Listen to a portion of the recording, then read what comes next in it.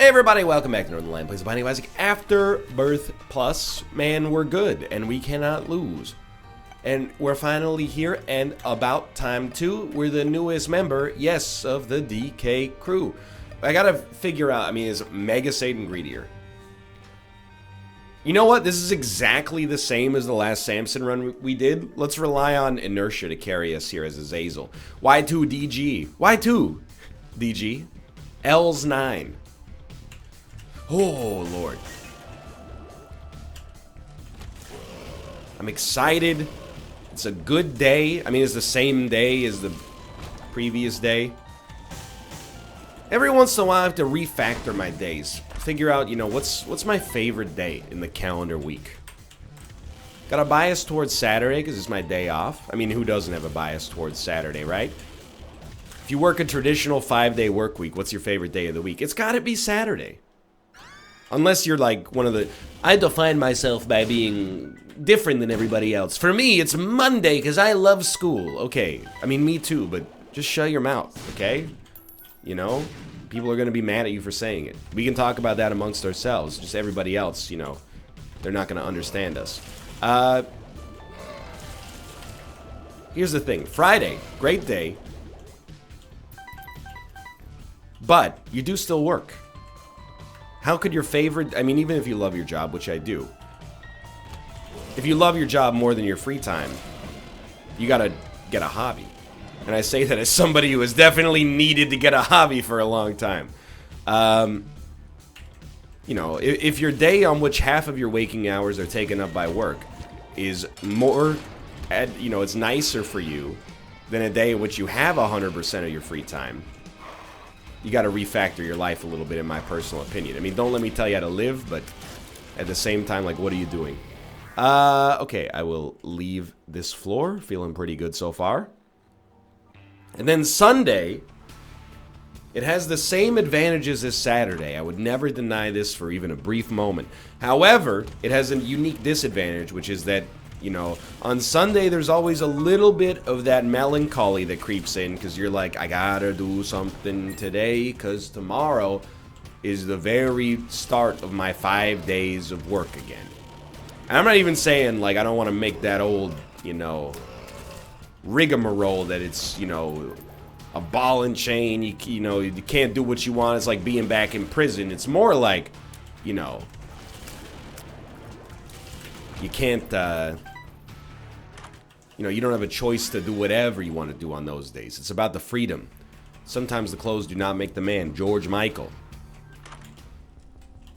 Do I want chaos? Yes. Yes, I do. I will go back for it. I don't really want to blow up the donation machine. Now, you might be saying, NL, what about those of us who don't have a traditional 5-day work week? Well, then, what do you want me to do? Spend the next 20 minutes going, oh, well, if you work third shift, then blah, blah. Okay, fine, I'll do it, but only because you're... No, I'm not going to do it. You know what was really disheartening? I used to work at... I don't necessarily want to name it. We should have gone to our deal with the devil first. I am a fool. Hey, never mind, I'm a genius. The two emotions. I think I will take this as well. What was I going to say? I used to work at it's a not-for-profit. I don't want to say its name, but I will say it rhymes with Bloodschwill. Don't hit me in the middle of my selfless story about working for a non-profit for for-profit reasons. And here's the thing. I had it lucky. There were people that worked there that literally worked, 2 jobs. And this, it shouldn't be a surprise to anybody, I suppose. But, so they would, finish their work at Schmud and then they would go work someplace else, go to sleep and go back to work.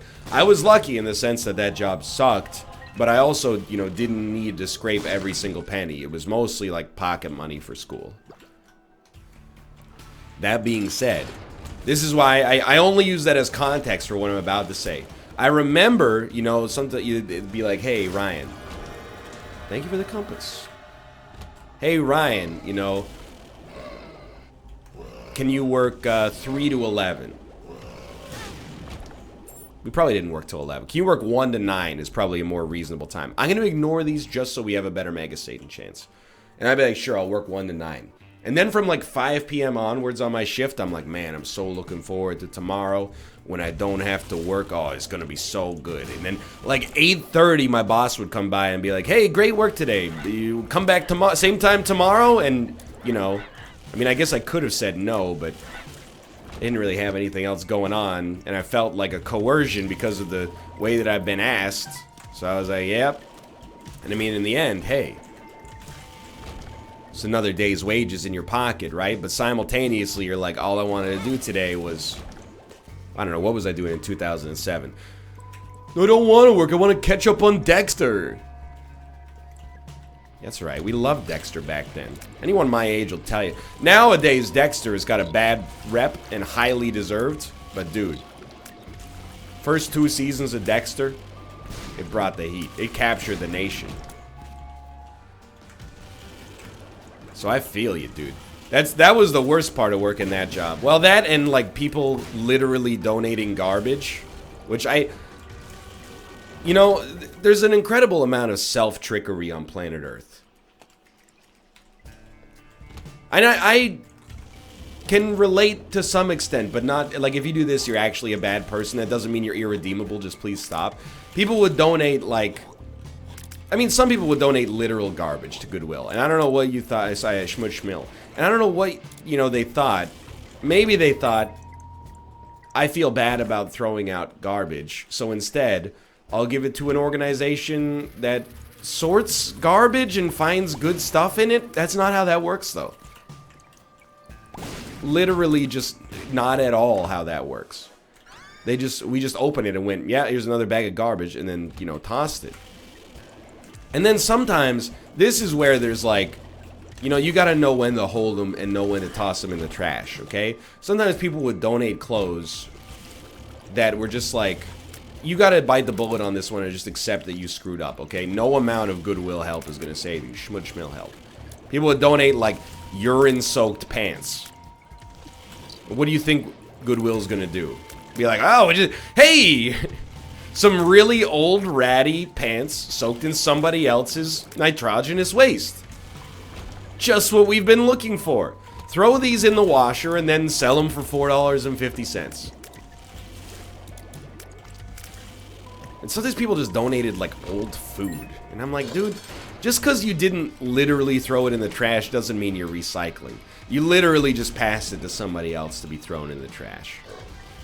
Anyway. That's my... I have a couple more Goodwill stories. One of which being, for those of you out there, I'm on your side, okay? I'm not a corporate stooge for Schmudschmill. I know you go to these places and you go, hey, maybe they'll have some video games that are cheap or some CDs that are cheap. I was trying to fight the good fight for y'all. I was like, hey, why are these cassette tapes $14 each? And then, you know, you try to reason with them. Nobody has a tape player in today's day and age. Why are you trying to sell these as if you're like a, you know, vintage record store when you're not? You know, just let people have a sick deal. Yo, that's an incredible item. And you'd always get hit with the same thing as well, maybe somebody will pay for it. Hey, that's a good tape. No, nobody's ever gonna buy it. You're just gonna end up throwing it out. There's no reason, like, you know, a Bee Gees album that is not Saturday Night Fever should be $11. Just price to sell, baby. You want to really have the real estate to hold all these tapes? How about holding CDs, if you know what I mean? CDs nuts? Anyway. But that's, you know... If you're of the age where you're having those thoughts at your workplace... Oh, I gotta sneeze. 1 second. Oh, no. That was a meaty one, disgustingly enough. It's alright. Get the stuff out there. Get the evil out. If you're at the age where you walk into your workplace and you see a lot of problems that you think you can solve, hold on to that. I got 2 conflicting opinions about it, and I will give them thusly in this 5-paragraph essay.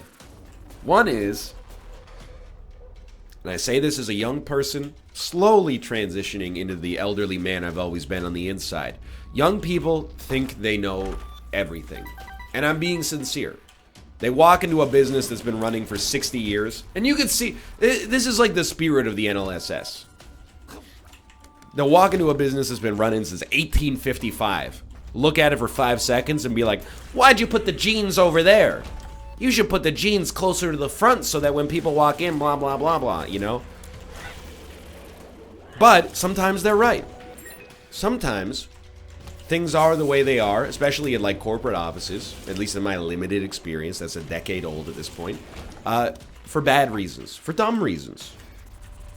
And you know, people at your office or your other retail place of work may resent you for saying things, because it means that, you know, if things are going to change, it's going to take a little bit of work, it's going to break their routine, but still. But also, sometimes you also have to accept that adults have just sort of given up, okay? And I don't mean given up. People always phrase giving up as if it's like a negative thing. It's not always a negative thing. You know, like, of chess matches that don't end in draws, do you know what percentage of them end in a checkmate being declared versus like a concession? Most of them are surrenders. Hold on. We have not been to our item room yet. Let's see if we get a deal with the angel first. You know, most chess matches are not like, oh, some wunderkind gave an unbelievable combination that took me by surprise. I didn't see the checkmate coming. You know, people see, that's the thing with chess when you play a lot of it. At least this is among competitive players, which I am no longer. But, you know, you see the move coming many, many moves in advance. And you just go, okay, what do I have to give up to stop it? You know, maybe you trade a rook for a knight, and then your opponent just squeezes that advantage for the rest of the game. And eventually, you know, he's got 2 pawns, you got 1 pawn, and you go, I concede. You have me. You've doubled my force, basically. I think it is a range upgrade, but so what? Ensuite, Villa Fortune. Alright. Again, there's like a corollary to chaos, which is that you're always going to get like a staggering amount of bombs for some reason. So I will absolutely take Book of Revelations, and you know what, let's start some donations here. Sometimes, here's the thing, you know, and if you've never done this in a school assignment, you're not a real human being. Sometimes you just go, you know what, good enough. Yes, it's a slightly inefficient process, but this is the way we've always done it, and we're going to continue doing it like that until our place of work hires a high-priced consultant that comes in and blows everything up. Answers. And that's why the jeans are at the back of the store. You know why they're at the back of the store? Because then if you go in there and you want jeans, it forces you to walk past the sale aisle, which has a 31.5% extra chance to, you know, get you to leave with a loss leader in hand. Dude, I don't want to say king of the millennials, because I don't really mean it like that, but as one of the older millennials, or at least, you know, in the top half of aged millennials, because it runs like 1984 to 2000 or something like that, so I'm definitely closer to the front end. Oh, dude. Black powder. Not worth an orbital. Rarely does that happen. Either way, I gotta tell you, I have an opinion. Boy, do I have an opinion. Retail is just screwed, right? I literally... Well, it's not totally true. Let me rephrase what I was about to say. I will buy a half-price item. Mr. Boom. Boom, boom, boom. I want you in my room. Spend it. Like I said, a little older millennial. But anyway. There's people slightly older than me, i.e... hilarious. I.e. Nicholas, they still like retail. They feel a connection. Nicholas, Mathis, you know, they'll be in their mall and be like, hey, let's just, you know, why don't we just go into the GameStop? Because who knows, they might have some interesting stuff, and even if they don't, I just like looking at it. I feel like people, oh, here we go. People my age and younger, not everybody, but an increasingly large percentage of people just do not understand it at all. And I gotta level with you, almost every time. Here's what I want from a retail establishment by and large. By the way, if you work retail, first off, I feel for you. Secondly, I'm not trying to burn your establishments down. I'm just telling you what my preferences are. Kate has an outlet she likes to clothing shop at. I like to shop with her at this outlet. You know why? Because literally never does somebody come around and go, find everything you're looking for? Yeah. I'm looking for a shirt. I see these are where the shirts are, and I found my size. Very occasionally, you know, as a result of my indignity, I'll end up having to seek somebody out. But that's the number of times I end up having to seek somebody out in a retail establishment is literally like maybe 1 in 20. Versus the number of times I have to say, no thank you, I'm just browsing. No thank you, I'm just browsing. That's why I love online shopping. I mean, I don't really love shopping of any variety, but that's why I do online shopping when I have to shop. It's because I don't have to say, no thank you, I'm just browsing. You know, Amazon, for all of the... Here's the thing. I refuse to apologize for shopping on Amazon. 2 reasons. One of which is you do it as well. The other one is... Well, the 3 reasons. The other one is I support a lot of local businesses here, you know. In my hometown, it's all big box stores now. There's nothing you can do about it. But here in Vancouver, there are, you know, locally owned coffee shops and grocery stores and et cetera and et cetera. So, and we do support them on a regular basis. Sometimes Amazon is just a better value proposition as a consumer. I'm sorry to say. And then later, once they've priced out all the local businesses, they're going to raise their prices to the point where, you know, they're competitive again. But anyway, the other reason is sometimes people are like, oh, I try not to buy things on Amazon because, you know, Jeffrey Bezos and all that. Instead, I bought my stuff at Best Buy. You know, okay, 6 of one, half a dozen of the other.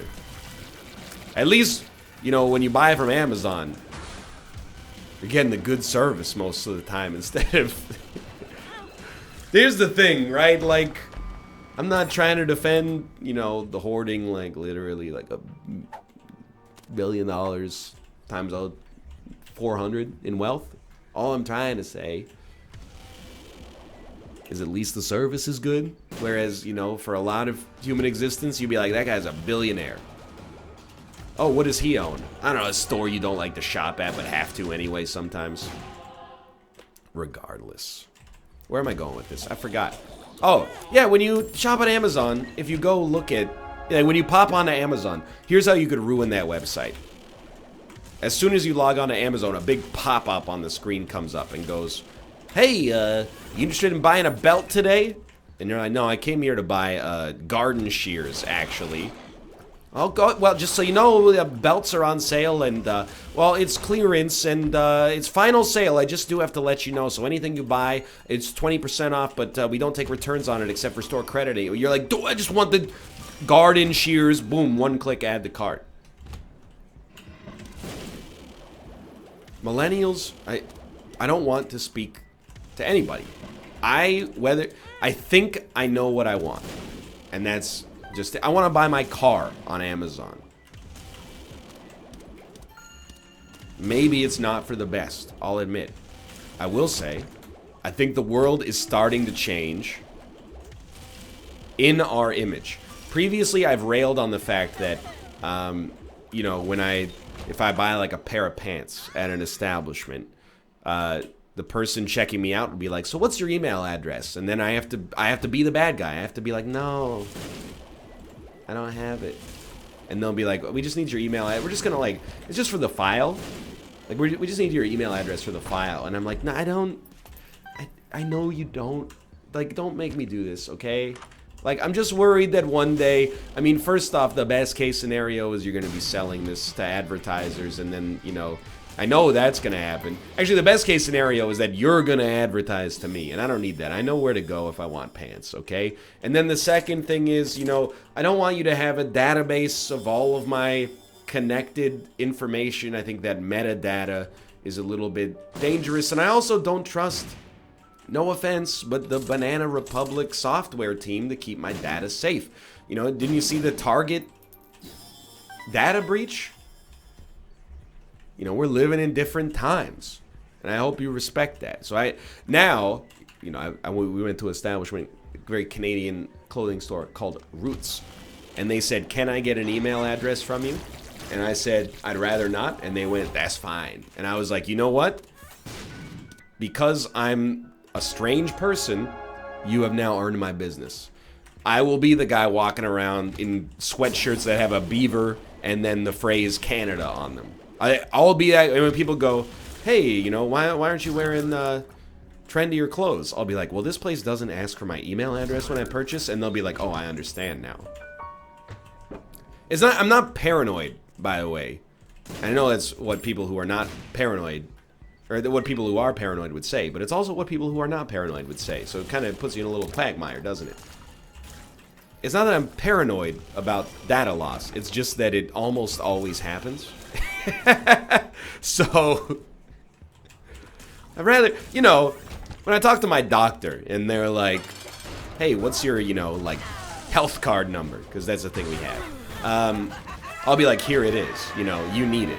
But when I talk to Toys R Us and they're like, hey, what's your bank transfer number? I go, nah, just get bent. Anyway, let's see. No. We still need... Oh, we have the full key piece. Never mind. We still don't want these because they're garbage, but it's the thought that counts.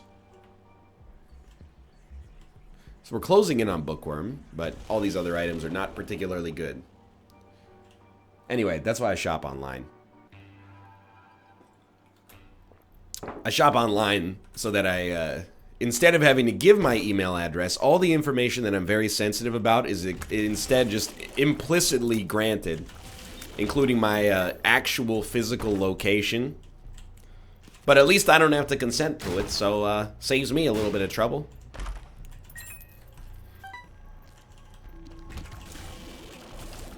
Where was I going with this? Anyway, I have to refocus on this run, to be honest with you. I hope I haven't just forgotten Missing Poster. It is possible, but... I have to refocus on this run because I have to make some decisions. Actually, no, I don't. I have muscle memory working in my favor, as ridiculous as that may sound. Okay, see you later. All I mean by that is we're not going to Shoal. So mercifully, we pretty much just ride this run to the end.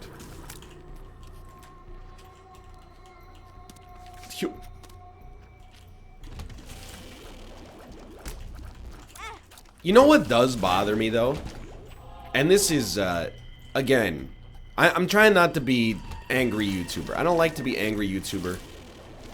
Grumpy is the highest I get on the angry scale. I genuinely do, like, I try to limit my grumpiness in real life. Like, when we're out, I don't go, oh, wow, look at this person. The pants are so long. It's not like that, you know?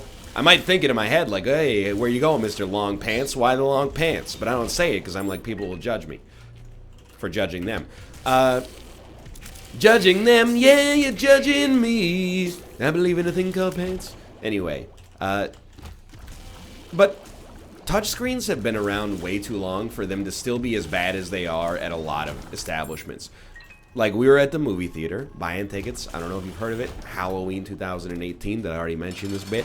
And you have to hit, at the movie theater, you have to hit the button on the screen like 10 times in order to get it to register, and it does the thing where, you know, like they mounted this, hold on. They mounted the screen wrong. You know what I mean? I mean, obviously we want this as well. So, like, where you press on the screen, I know we've already fought this guy, but, like, why not?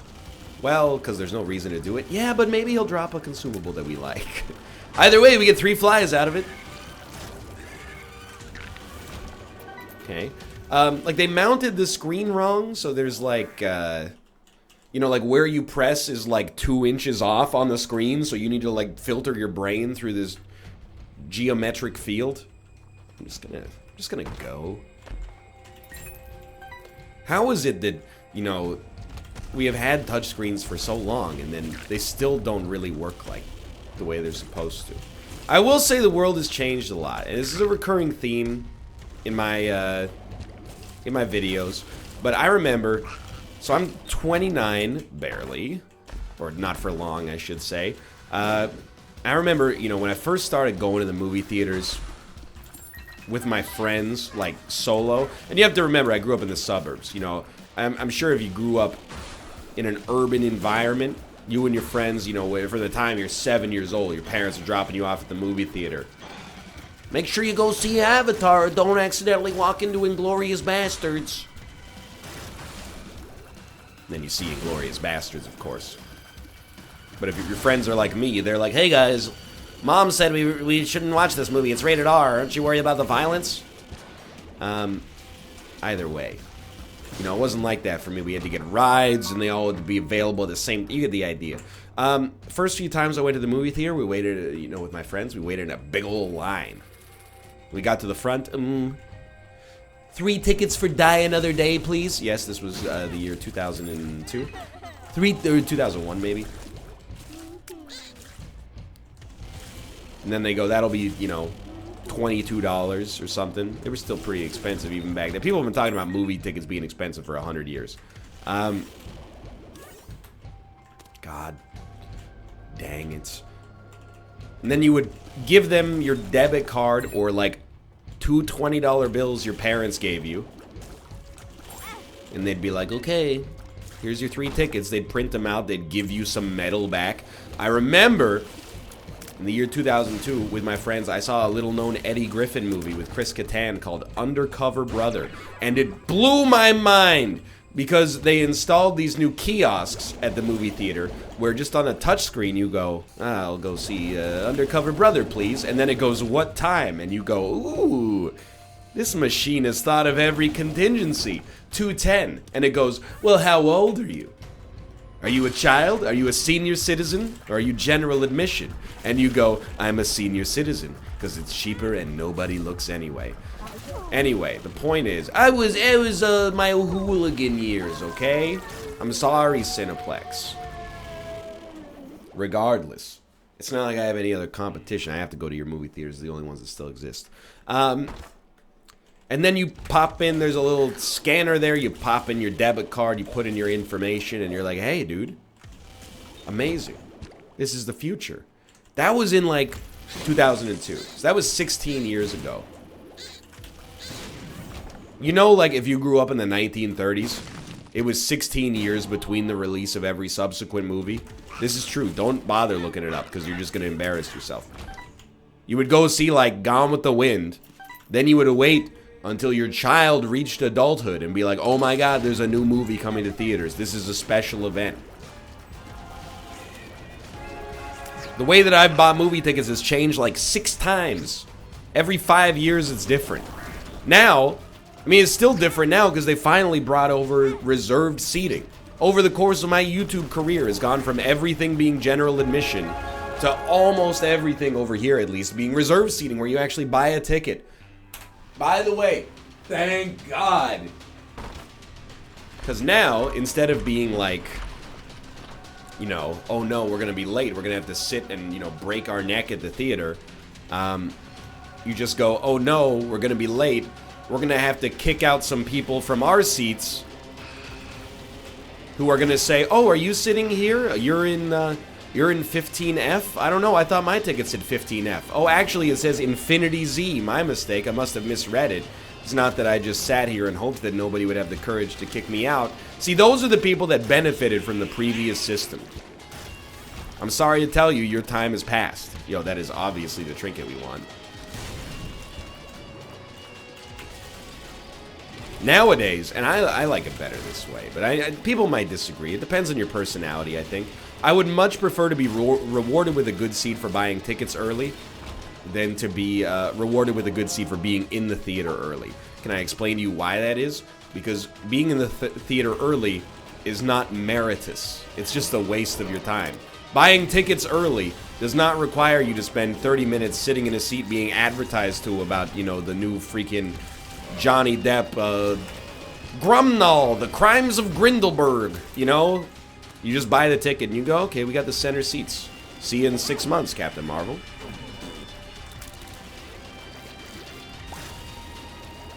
Besmirch, The Crimes of Jungledorn.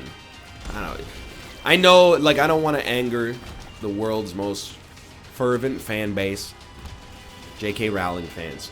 I'm just saying, the movies might be great, I have no idea, but every time I see Fantastic Beasts, The Crimes of Grindelwald, I laugh to myself, and I laugh, and I laugh, and I laugh. Because, I mean, I don't know. Here's the thing. If you call the movie The Hobbit, Bilbo's Adventure, if I didn't know who Bilbo was, I would also laugh, because that's just a funny word. But I definitely have no idea who the heck Grindelwald is. So every time they're talking about Grindelwald, they're like, oh, the crimes of Grindelwald. I'm like, man, I don't know a whole lot about that Grindelwald guy, but he seems like quite the roguish character. He's a multiple convicted felon. I hope none of the crimes are like really bad ones. You know, like buying a senior's ticket for a movie when he's actually 14 years old.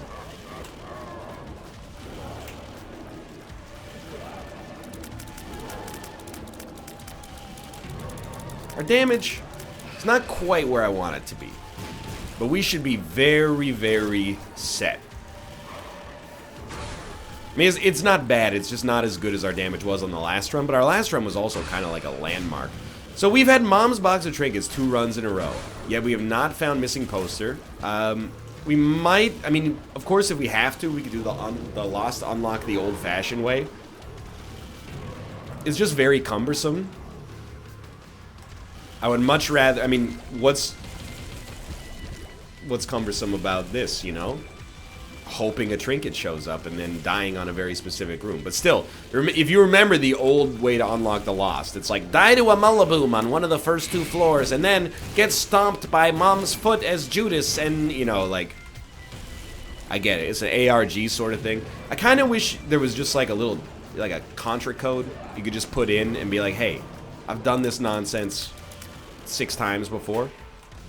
Can you just like hook me up with the Lost? I just want to play as the Lost. He's a fun character. I would like to play as him if possible. Don't do it. Don't you do it. Okay, very easy. Dare I suggest even almost downright pedestrian Mega Satan fight here.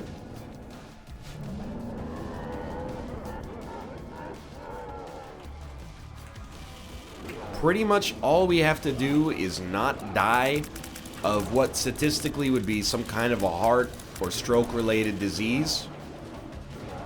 Maybe that's what we can talk about in the next episode. You know what? The only thing that has me freaked out about exiting my 20s is that, you know, I'm not a hypochondriac. What I am is illnessly curious. So whenever I have like a stomach ache, I Google like, hey, I got a stomach ache, and it's like, here's what you got. Hold on, let's see what we unlocked. Abaddon, finally, we've been asking for it for a long time. Sucky baby. What we got here? Done? Yeah. And, you know, your stomach ache, and it's like, you probably got, you know, oh, your stomach's on fire. Nope. Well, you definitely have, like, bowel cancer. And then you look at the what's the word that I'm looking for? You look at, like, the incidence, and it's like, your risk factor is like if you're in your 20s, they're like, just go home and get some sleep. Stop eating so much fried food. When you enter your 30s, you're still good, but it's the last decade. As soon as the clock strikes midnight on your 40th birthday, your doctor is like, I'm gonna get in that butt. I'm putting the glove on. And again, I welcome it. Not like in that way, necessarily. But, you know, you gotta be healthy. Okay, the doctor wants to put a couple of fingers up my butt, feel my prostate to make sure I'm not gonna die.